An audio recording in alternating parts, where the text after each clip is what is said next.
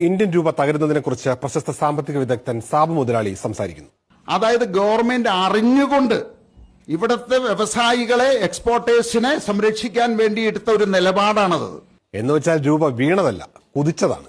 രൂപയെ ഡിപ്രിഷിയേറ്റ് ചെയ്യാൻ അനുവദിച്ചുകൊണ്ട് ഇൻഡയറക്റ്റ് ആയിട്ട് വ്യവസായികളെ സംരക്ഷിക്കുന്ന ഒരു നയം. മനഃപൂർവ്വ മൂല്യം കുറയ്ക്കുന്നതിന് ഡിപ്രിസിയേഷൻ എന്നല്ല ഡീവാലുവേഷൻ എന്നാണ് പറയുന്നത്. ഇതിപ്പോ കയ്യിൽ നിന്ന് പോയപ്പോ ഓരോ ന്യായം. അതിലെന്താ തെറ്റ്? തെറ്റെന്താണെന്ന് വെച്ചാൽ പണ്ട് BJP-ക്കാർ ഇതൊന്നും അല്ല പറഞ്ഞിരുന്നത്. $1 15 ಸಿಗುವ ಕಾಲಘಟ್ಟವನ್ನ ನರೇಂದ್ರ ಮೋದಿ ಅವರು ತರ್ತಾರೆ ಈ ದೇಶದಲ್ಲಿ. 5 കസിൻസ് നല്ലിയാരാവത് രാജീവ്ജിക്ക് മനസ്സിലായി കാണും. മറ്റുള്ളവർക്ക് തർജ്ജമ ചെയ്തു തരാം. സുരേന്ദ്രൻ ജി ഇവിടക്കമാണ്. സുഹൃത്തുക്കളെ, ഇന്ന് $1 വാങ്ങാൻ ഇന്ത്യൻ രൂപ 60 രൂപ കൊടുക്കണം. ഇന്ന് എന്ന് പറഞ്ഞാൽ 2017. 2 വർഷം കഴിയുമ്പോൾ $1 15 രൂപയ്ക്ക് കിട്ടുന്ന സാഹചര്യം വരും. അങ്ങനെ ആ 2 വർഷവും പിന്നെ ഒരു 6 വർഷവും മൊത്തം 8 വർഷം കഴിഞ്ഞു.